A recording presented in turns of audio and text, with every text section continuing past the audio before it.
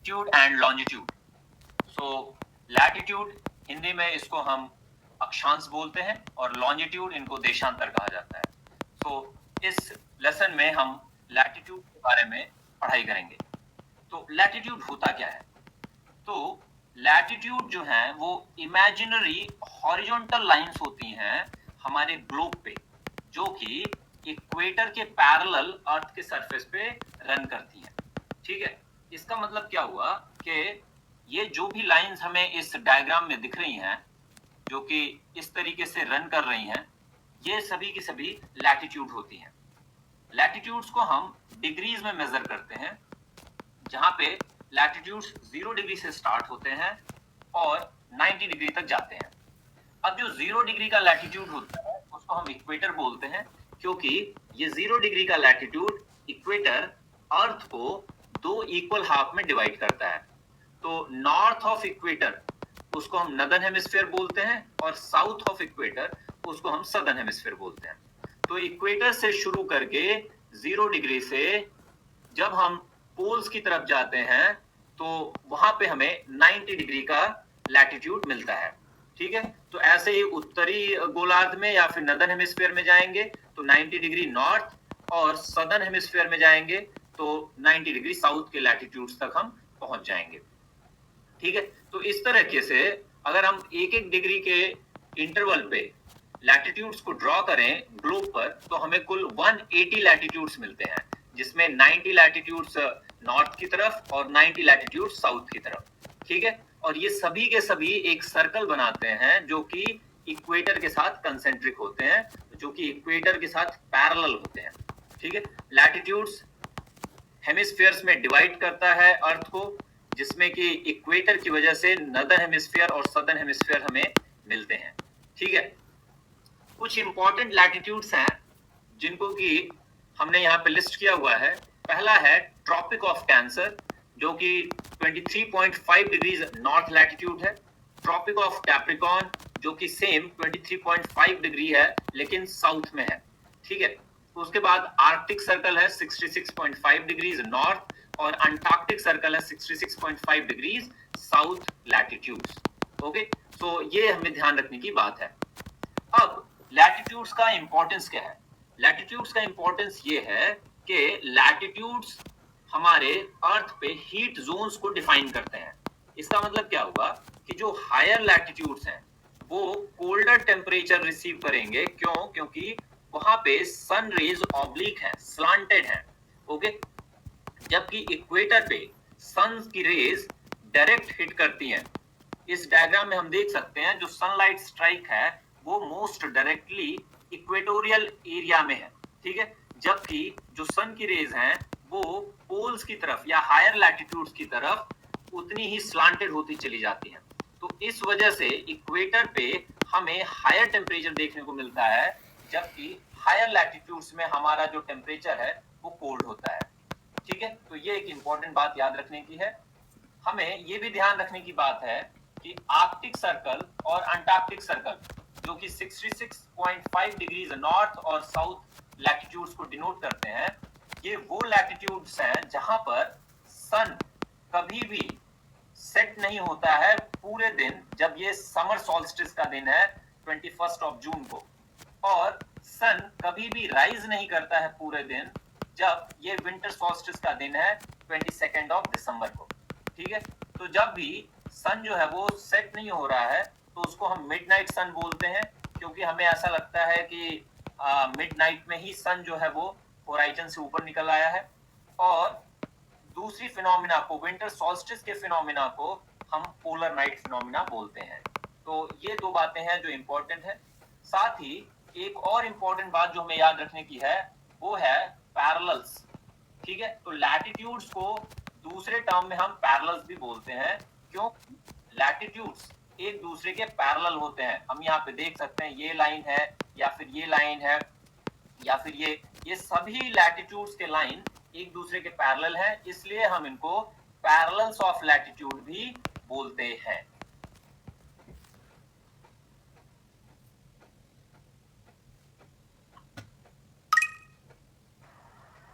Longitude, longitude इनको हिंदी में देशांतर भी कहते हैं।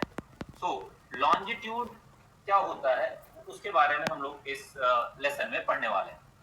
तो लॉन्जिट्यूड जो है वो ज्योग्राफिकल कोऑर्डिनेट्स को डिस्क्राइब करने के लिए एक मेथड है, ओके, जिसमें हम ईस्ट वेस्ट पोजीशन किसी भी पॉइंट का लोकेट करते हैं सरफेस ऑफ द अर्थ पे, ओके। और ये लाइंस एक्सटेंड होती हैं कहां से, नॉर्थ पोल से स्टार्ट होकर साउथ पोल तक, ठीक है। और ये इस तरीके से जाती हैं जिससे कि ये राइट एंगल बनाती हैं इक्वेटर पे। जैसे कि इस डायग्राम में हम देख सकते हैं, अगर मैं एक इक्वेटर ड्रॉ करने की कोशिश करूं यहाँ पे इस तरीके से, ओके, तो ये 90 डिग्री का एंगल, तो इसको हम बोलते हैं लॉन्जिट्यूड, जो कि नॉर्थ पोल से स्टार्ट हो रही है साउथ पोल को जा रही है, ठीक है। तो ये होती है लॉन्जिट्यूड लाइंस। तो एक तरीके से हम कह सकते हैं कि ये ग्लोब पर इमेजिनरी लाइंस होती हैं जो कि वर्टिकली ड्रॉ की जा रही है, ठीक है। और लॉन्जिट्यूड भी लैटिट्यूड की तरह डिग्रीज, मिनट्स और सेकंड्स में स्पेसिफाई की जाती है। ये डेसिमल डिग्रीज में भी किए जा सकते हैं, ठीक है। लॉन्जिट्यूड्स के लिए हम और भी अलग अलग नाम रखते हैं, जैसे कि मेरिडियंस के नाम से भी इनको बोला जाता है। और ये सेमी सर्कल्स होते हैं, हर एक लॉन्जिट्यूड एक सेमी सर्कल होता है जो एक पोल से स्टार्ट होता है और दूसरे पोल पर जाकर कन्वर्ज होता है, ठीक है। अब इन लॉन्जिट्यूड्स को हम कहां से स्टार्ट करें वो एक प्रॉब्लम होती है, क्योंकि जब इस तरीके से हम वर्टिकल लाइंस ड्रॉ करते हैं तो हर एक पॉइंट या हर एक मेरिडियन या हर एक लॉन्जिट्यूड जो है वो अपने ऑपोजिट वाली लॉन्जिट्यूड के साथ मिलकर एक ग्रेट सर्कल बनाता है, जो कि अर्थ को दो इक्वल पार्ट्स में डिवाइड करता है। तो इसके लिए हमने चुनाव किया, हमने सेलेक्ट किया प्राइम मेरिडियन का, और प्राइम मेरिडियन को हम 0 डिग्री लॉन्जिट्यूड मानते हैं, ठीक है। तो यही वो एक रेफरेंस लाइन है जहां से बाकी के सभी लॉन्जिट्यूड्स का मेजरमेंट हम करते हैं। इस तरीके से जो प्राइम मेरिडियन है वो अर्थ को दो हिस्सों में डिवाइड करता है, ठीक है। सो ईस्ट साइड का जो हिस्सा होगा, जैसे इस डायग्राम में है, इस मैप में है, ये ईस्टर्न हेमिस्फीयर हो जाएगा, और जो वेस्ट साइड का हिस्सा होगा वो वेस्टर्न हेमिस्फीयर हो जाएगा, ठीक है।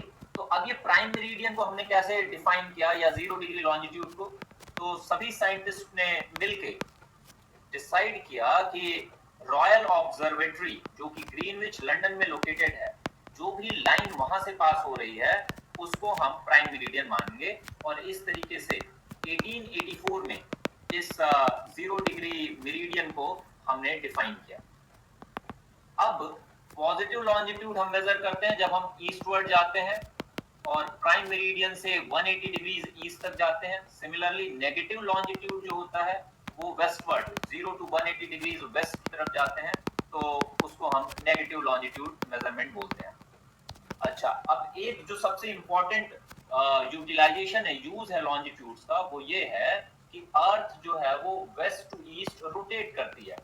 अब इस वजह से अर्थ जो है हर एक घंटे में 15 डिग्री लॉन्जिट्यूड रोटेट कर जाएगी। क्यों? क्योंकि 24 आवर्स में 360 डिग्रीज का रोटेशन होता है, तो अगर हम 360 को 24 से डिवाइड करते हैं तो 15 डिग्रीज का रोटेशन आएगा हर घंटे में, ठीक है। तो इस बेसिस पर हमने पूरे प्लैनेट को 24 टाइम जोन्स में डिवाइड किया है, और हर एक टाइम जोन बाकियों से एक एक घंटे डिफरेंट है, ठीक है। तो इस तरीके से हर एक टाइम जोन की जो आइडियल लेंथ है वो 15 डिग्रीज हो जाती है। इसी बेसिस पे हमने इंटरनेशनल डेट लाइन भी डिफाइन किया है। इंटरनेशनल डेट लाइन क्या है?